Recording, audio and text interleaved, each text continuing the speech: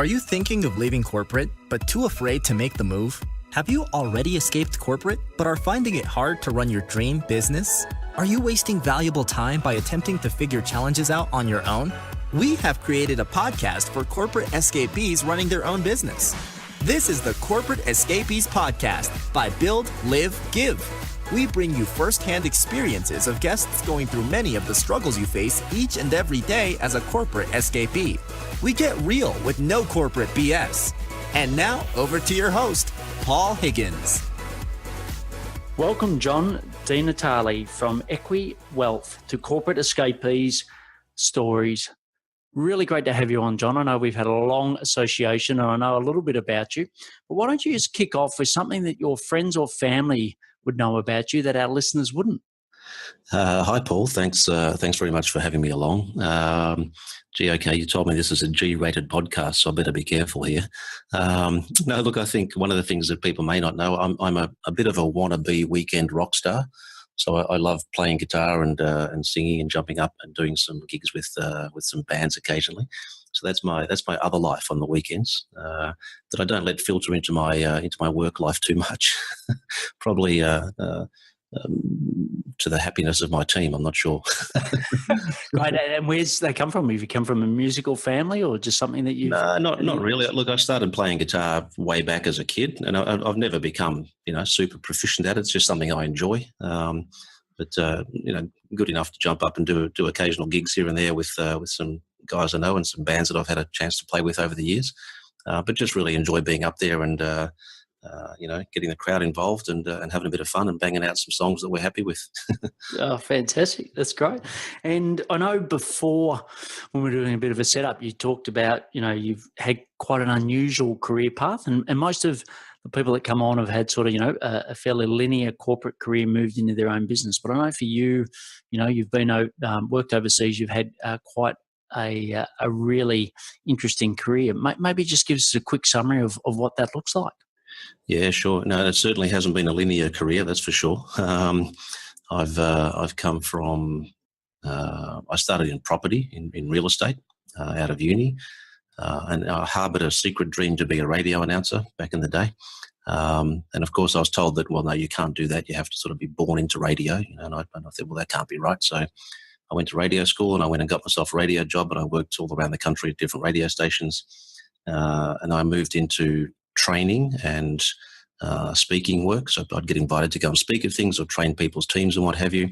And that moved into business growth consulting and then franchising and then kind of wealth creation, which really gathers all those things up that I've learned and puts them under the one umbrella. So it's been a really unusual path in some respects, but I think there's been some really common threads through all the things that I've done. And obviously I've learned something valuable in each of those roles along the way.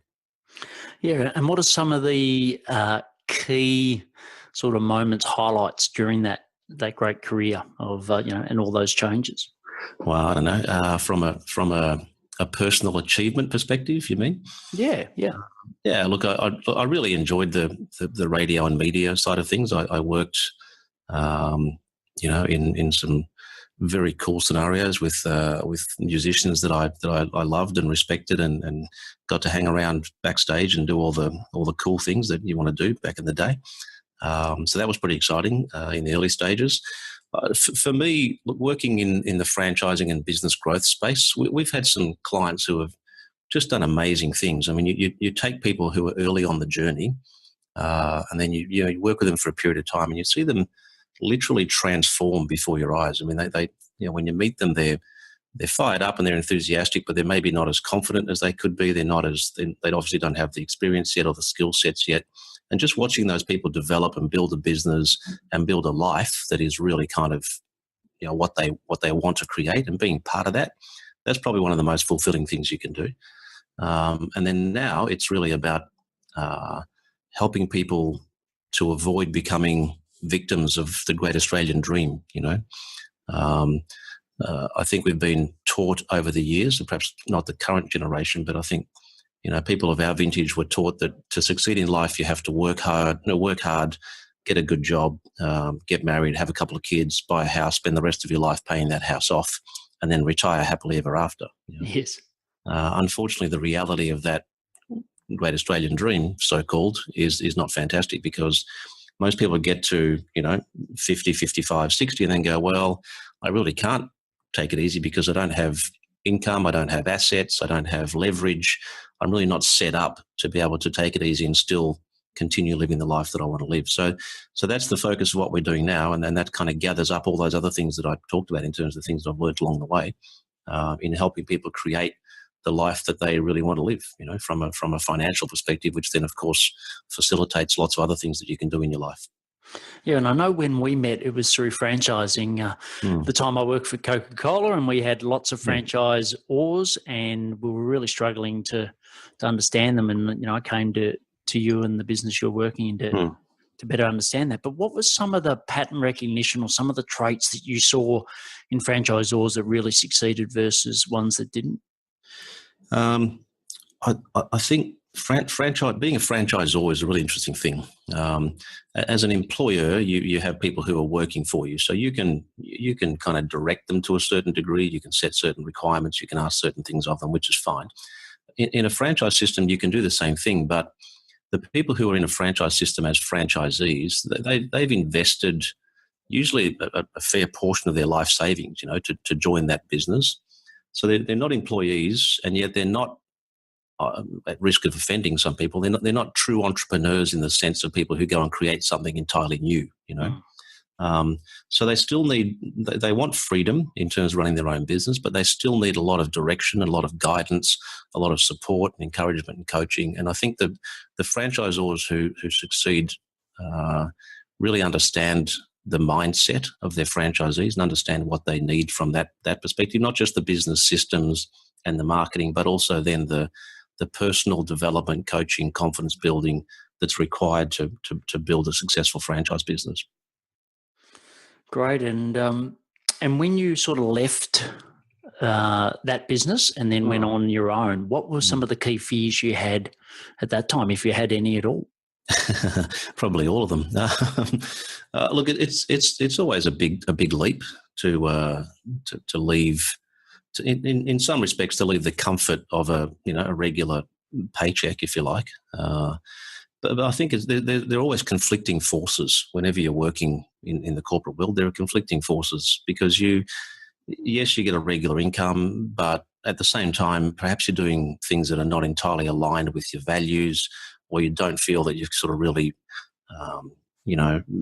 fulfilled in terms of being able to do the things that you can add value in for your clients. Or maybe there's just a mismatch of culture and sort of drivers in the business. You don't feel like the leadership team is taking the business where it needs to go, and you could do it differently or better. So there's always all these conflicting thought processes that go on in your head. Mm-hmm. And for many years, when my children were still in school age, and we had commitments around all the stuff you have in teen years with children, it was difficult to make that leap because I kind of went, well, if I go start another business, it might take me 2 years before I really have any sort of consistent income, and I just wasn't in a position to make that leap. And then as the kids got older and a little more independent, I went, okay, it's time to bite the bullet, and went back out again on my own. I was also probably over the whole consulting world, to be honest. I think I was over business consulting, franchise consulting, whatever. I think I just had enough after 20 plus years of that, and I just wanted to do something different.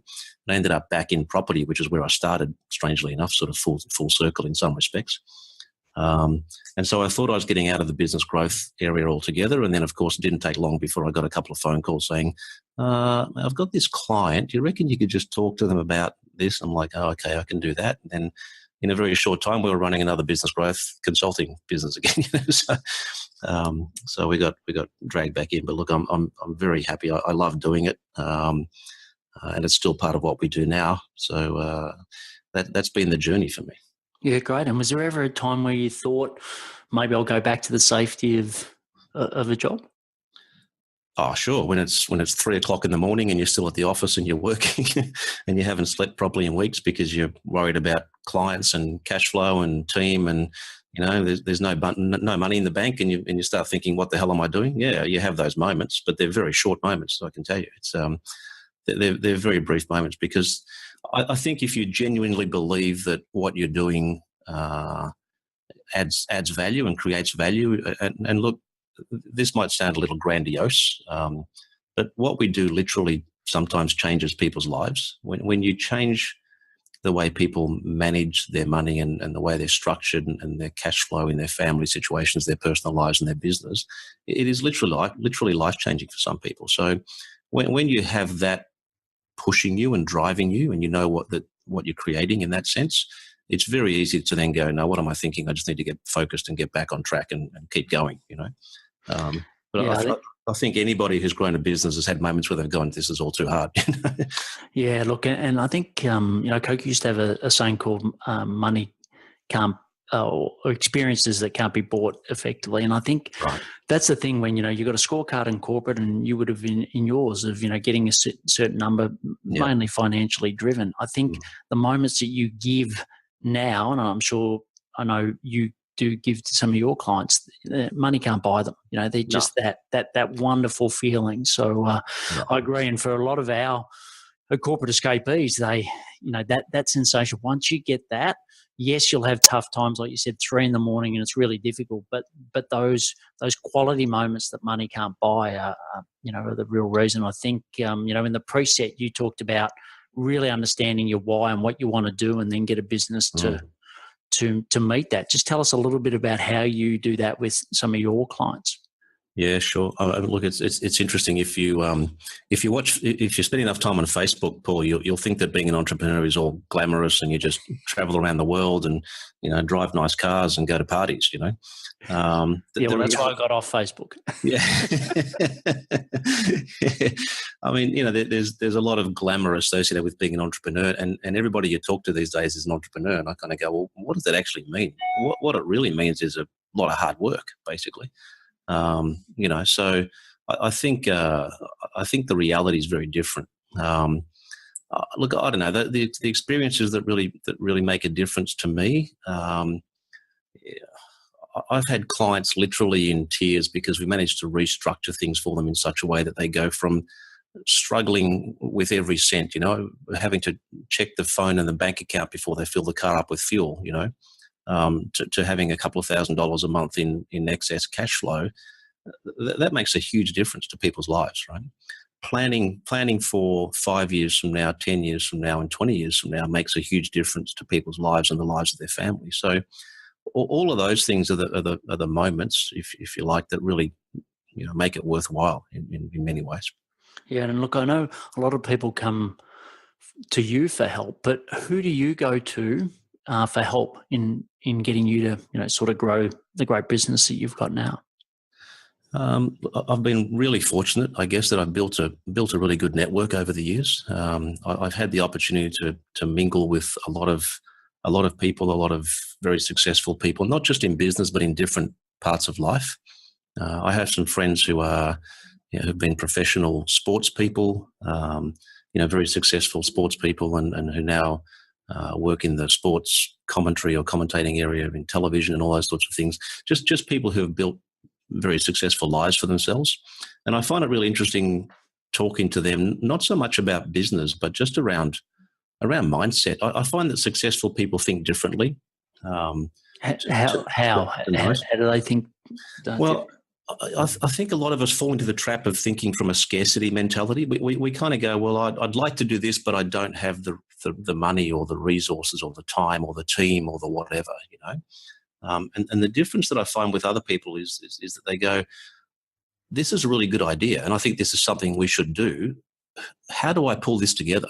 Where do I go and find the resources? Who do I know? Who do I talk to? Who can I go and get on board to make this actually happen?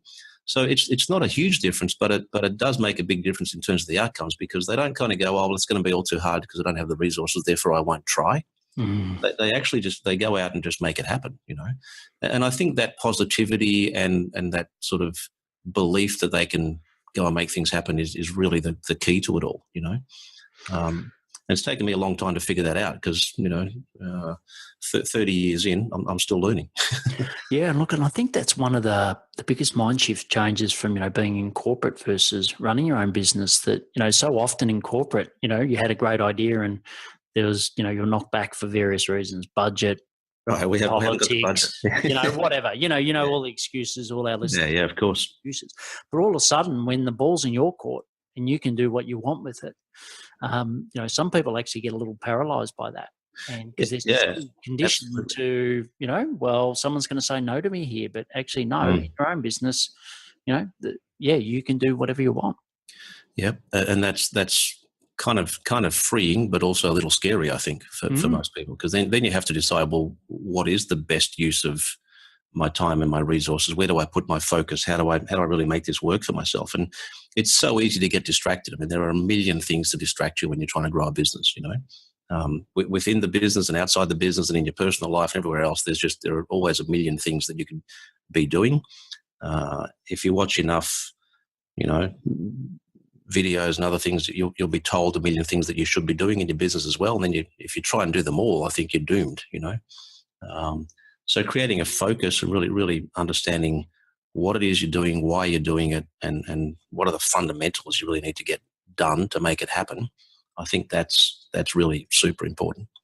Yeah, and that's why we created, the community. BLG Boost is there for people so that they can learn from those that have gone before them, and obviously that's why people come to you for coaching and also the wealth advice as well. So. Sure. It's, I suppose the key message there is you don't have to do it by yourself. If you are struggling, it's normal and it's natural to struggle once you leave corporate. But there are people like John and myself out there to help you. So speaking of, what you do today, so when you walk into a party or a networking event, when someone says, "Hey, John, what do you do?" How do you answer that? Pardon me. I normally say, look, we help people just like you to get rich and live a better life. That's not a bad starting point for a conversation. There are very few people who said, "I'm not interested in that." And so normally that's followed by a question. So well, what do you do exactly, or does that mean you're a financial planner, or does that mean whatever? So it's a way of starting a conversation around what it is that we do. I mean, fundamentally, I try and help people create financial freedom, whatever that means for them. When people say you need to be financially free, well, that means different things to everybody. So for some people, that might mean, having just enough money to do what they want to do and not worry about much else. For other people, it means millions of dollars of investments and income and, lifestyle and whatever. So understanding what financial freedom means to you and then creating that, I think, is probably the fundamentals of what we do. Great. And sort of who's your ideal client? Well, it's really broad, Paul, to be honest. It's I think we were chatting earlier about the sort of people that we're working with. So I guess typically in our sector, it would be, people in their 30s or into their 40s, professionals who are making reasonable income, who've probably bought a property or have a home and are looking to grow and leverage and do more things with their finances. That's been probably the traditional market. But I'm really passionate about working with young people. I think the 20-somethings in this country are getting a bit of a bad rap at the moment, and have for quite some time. There's a lot of talk about Gen Y and millennials and how they're all lazy and entitled, and they feel like the world should just give them, whatever it is they want. And I've spent a lot of time, talking with and working with people in groups in that space, and that's not what I find at all. I find them to be smart and switched on and thinking about different ways to do things. They're normally very passionate about causes, around whatever it might be, sustainability or equality in some respect or whatever. So I find there's this super cool energy in these groups of young people that we're underestimating, I think. So I want to work with those guys because they get told a lot that it's impossible to succeed. I don't watch television or read the newspaper. So I'm uninformed and happy, basically. But if you do too much of that, you'll soon be believing that it's impossible to buy a home, it's impossible to build any sort of wealth because it's all become too hard. I don't think that's the reality.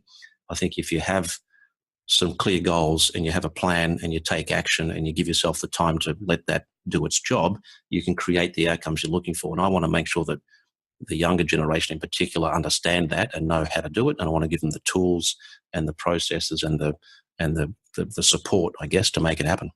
Yeah. And how did you go about sort of deciding to pivot from the 30 to 40s into that younger Y generation? We haven't entirely. I mean, look, most of our clients still are in that 30 to 40 space, I guess. It's just an area that I want to focus on more over the next little while. We're actually developing a couple of products right now that will be specifically targeted at that market, which we'll launch later in the year. And I think that'll be a really big change for us in terms of the business, and also I think will add enormous value to the people that we work with over that across those products. So for me, it's just I don't know. I just really believe that there aren't enough people out there supporting these guys and giving them the resources and the tools and the encouragement they need to go and make it happen. Yeah, and what does your business model look like?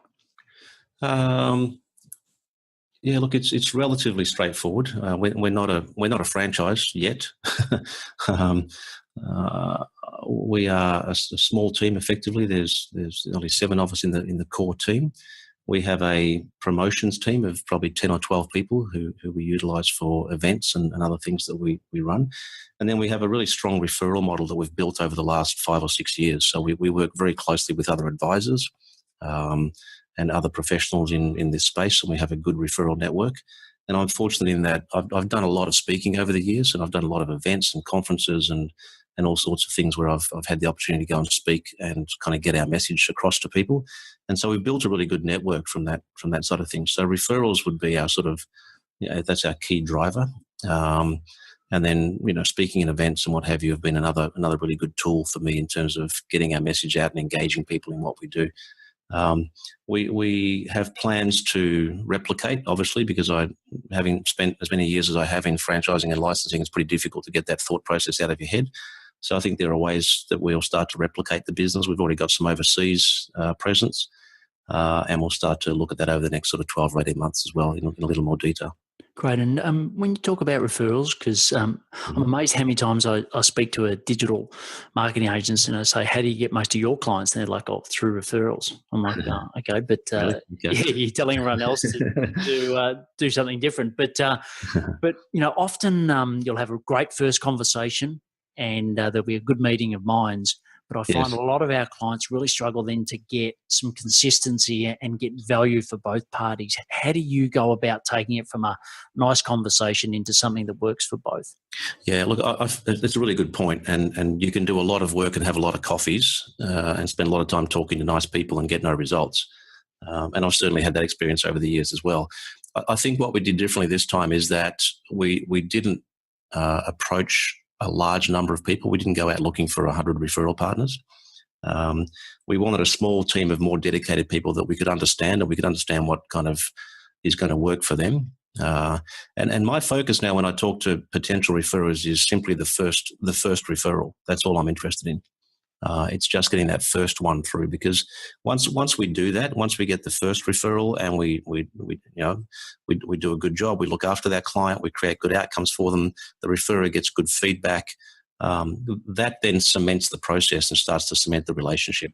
And the other thing you have to bear in mind, of course, is that as people are referring to you, you have to be able to refer back out and in turn, send work back to your referral partners. So for instance, in our business, we have a number of areas. We have financial planning, we have finance broking, and we have investing. Yeah. Even though we are finance brokers and we can do our own finance, we don't do much at all. Most of that goes back to our specialists in those areas who are our referral partners, and we get them to do the finance work for us because that's the core of what they do. So it's really about understanding how to make it work for both parties. And of course, ultimately for the client, that's the key. Mm. And what do you, obviously referrals is your key source of new business, but what do you struggle most with when it comes to sales? Doing it all myself, or trying to, probably. Look, I really enjoy engaging people with the business in those early stages of the relationship. So I tend to want to jump into everything in that space. So I think giving your team, the responsibility and the resources and the tools they need to go and do all that to help with that in the business, I think is key. You can't do it all yourself. That's probably it. And for me, it's really, I try to do too much in sales. Then you have to balance that with obviously delivering the client outcomes, and the client work needs to get done. and then thinking more strategically about the business in terms of where it goes in the next, 2, 5, 10 years. So all of those things need to somehow balance up, and that's one of the challenges, I guess, of running a business that is still growing, is that you have to try to find a way to balance all those things up. So being able to delegate well and have a process that people can follow, that you can then measure, all those fundamentals. I think that's really the thing we struggled with early, but fingers crossed, we've got a bit of a good process now that I'm happy with. So great. And you said you got a team of 7. What have you learnt about building a high-performing team? What lessons could you give our audience? Okay. So much literature and advice and guidance around teams, and I've read a lot of it over the years, and whilst it all makes sense, I find it really difficult at times to make it happen. So the thing that was probably the key for me was being super clear on my vision, like really understanding where we want to go and why we want to go there. And I think that takes a long time, or it did for me at least. Maybe I'm just a little slow, Paul, I don't know. But it took me a long time to get really clear on what am I doing and why am I actually doing this, and where are we going? What are we trying to create here? And I think that engaging everyone in that dream is really important, because people talk about high-performing teams. You can't motivate people, I've decided. Like you literally can't force someone to be motivated, right? And you can't push people to perform well for any extended period of time. If you just push and push and push, well, that I've come from those cultures, and they don't work.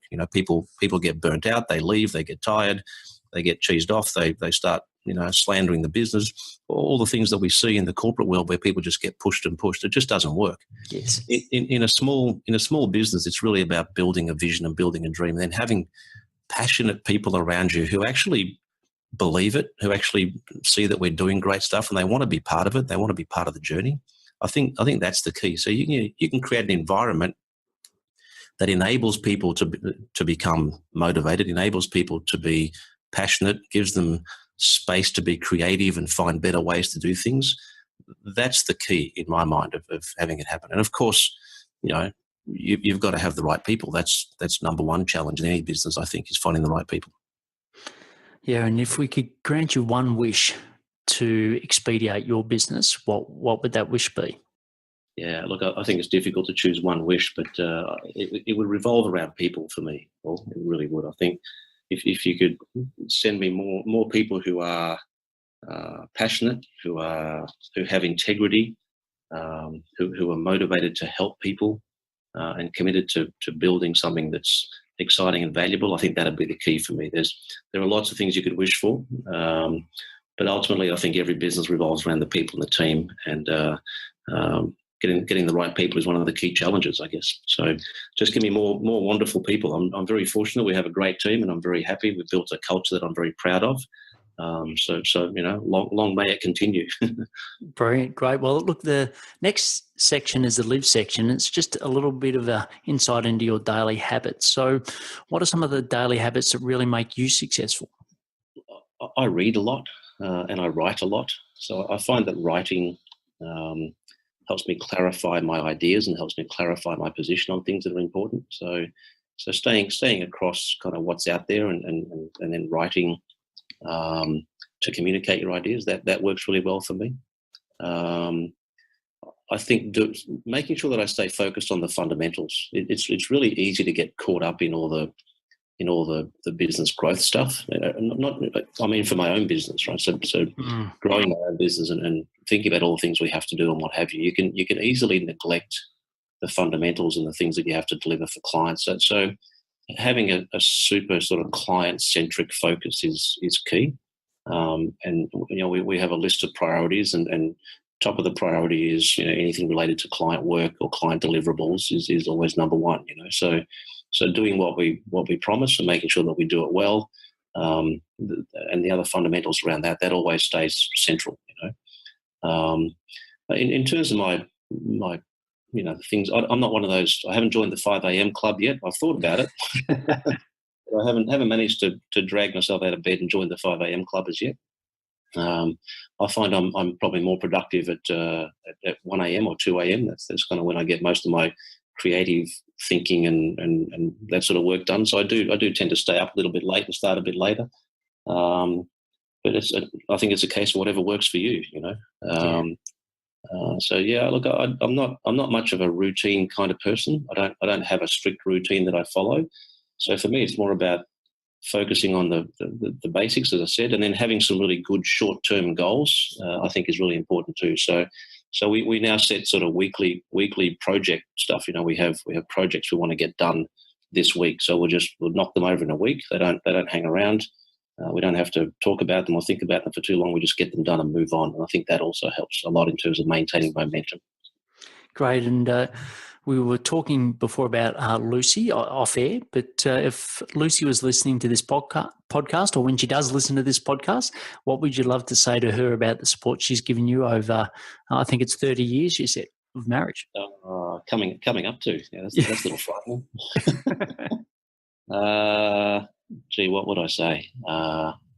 It's probably difficult to find words that would be adequate, to be honest. I mean, as we've discussed, I've had a very unorthodox career. I've been away a lot. I've worked late a lot. I've spent a lot of time away, but you know, still been very focused on the family and the kids and all that sort of stuff along the way. So look, I think just having unequivocal support is super crucial, even when things get really tough. I mean, there are times when, you know, business is not making you flush with cash, right? So there have been some tough times along the way, and I don't think the support has ever wavered at all. So, and I think the other thing is freedom to make decisions. I mean, it's always been a case of if you think that's what you want to do with your business, then I'm going to leave that to you. So I think she's been very good at being supportive and providing guidance and advice, but not kind of, you know, hampering the decision-making process or things that we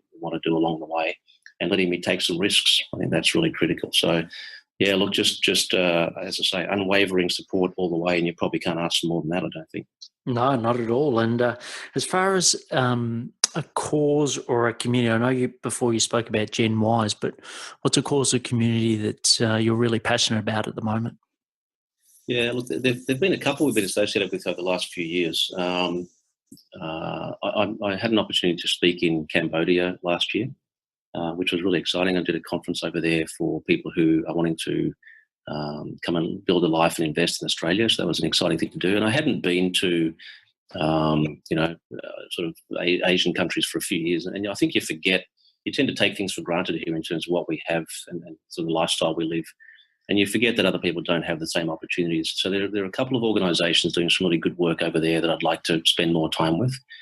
I was also fortunate to work with some young guys here in Melbourne who run a business called Homey, which is focused on homeless people in Melbourne. It still amazes me that in a city like Melbourne and a country like Australia, we still have a large number of people who are homeless and who don't have anywhere to sleep at night and end up sort of, you know, doing it rough on the streets. So I've been, you know, a little involved with those guys and helping support them to grow their business and getting involved in some of the work they do. So if it revolves around, you know, helping young children build a better life for themselves and helping people get themselves off the streets and into a life that is more comfortable and more fulfilling, then I'm pretty much on board, you know. Yeah, great. Excellent. Well, look, the last section is the action section, and what I'd love is just a quick fire response to some of these questions. So the first one is, what's your top 3 productivity tips? Top 3 productivity tips. Okay, as a business owner, if you're in the back end of anything in your business, get out. You're wasting your time. Right? So as a business owner, don't be trying to figure out WordPress and how to build your website. Don't spend half your time, you know, trying to fix your CRM or whatever. Get people who do those things all day long to take care of those things, and go and spend your time in the areas that you are going to be most valuable and most productive, which is usually sitting in front of somebody who can say yes to doing business with you. That'd be the first thing. 3 things. Second thing, learn to delegate and learn to give your team members space to be creative about how they do things and give them the opportunity to actually go and do things better than you would anyway. And the third thing, and this is something I've been kind of talking about quite a bit lately, I have this little formula which is G plus P plus A times T, right? Which is have a goal, have a plan to achieve that goal, take action, and take that action over an extended period of time to create the focus and guide your progress and help you achieve your outcomes. So they'd probably be my three. Great. And what are some apps or technology that you can live without? Gee, I don't know. I'm told I spend a lot of time on Facebook. Is that a bad thing? I know I've jumped off it this year, and I certainly haven't missed it. It's been interesting for me. It's just another channel of communication, basically. So I'm using that a little bit. But no, look, in terms of apps, I'm not a huge technology person. I have to say, I don't get too caught up. One that I do use quite a bit is Audible. If I'm sitting on a plane or traveling or whatever, or even while I'm driving, I can have someone read a book to me, and I can keep learning and keep the brain engaged and keep thinking about things that are relevant to our clients and to our business. So that's the one. That's probably my go-to app, I think, that I would use more than most others. Okay, brilliant. And what's some parting advice you'd love to leave the audience? Parting advice: making a decision to go out on your own is tough, but do it anyway. If you have the belief that you can add value, then you have to do it. It's easy to be talked out of taking the leap. Easy. Most people will talk you out of it. Most people will tell you not to take the risk. Most people will tell you that it's too hard or too dangerous or whatever the case is. If it's there in your heart somewhere, if you're passionate about it, go and do it. It'll be an amazing journey. You'll learn heaps, and you'll meet some amazing people along the way. And you don't want to have the regret of not going out there and chasing your dream. And how can people find out more about you, John? Jump on the website, Equi Wealth, equiwealth.com.au, or johnthenatale.com. There's a bunch of stuff on there that people can grab. There's resources and all sorts of things that will help them on the journey. Brilliant. Excellent. Well, look, John, I know you've always been someone that I turn to for great advice over the years, and you've certainly delivered that in today's interview. So thanks for sharing your story. And I've enjoyed this great conversation. I'm sure many of our listeners will get a huge benefit from it. So thanks for being on the show. Thanks, Paul. I really, really appreciate the feedback and the opportunity to come along and have a chat today. Thank you. Brilliant. Great. Thanks, John. I hope you're inspired by listening to our wonderful guest stories. All of our guests know the one ingredient to rapidly grow their dream business. That is picking the right suppliers. Let's face it, it's too hard doing it all on your own. So with this in mind, we have created a free on-demand training which gives you the 4 essential questions to ask suppliers. I've combined my 18 years experience at Coca-Cola and 7 years advising corporate escapees all over the world to give you actionable advice in less than 25 minutes. Simply go to buildlivegive.com/webinar. If you are tired of underachieving and want to fill gaps in skills, please watch our on-demand training now. The link will also be in the show notes. Please check it out. Thank you for listening to the Corporate Escapees podcast, brought to you by the team at Build, Live, Give. If you found this podcast helpful, please share it with other corporate escapees. If you would like to join a community of like-minded peers, please visit www.buildlivegive.com. Until next time, thanks for listening and be brave.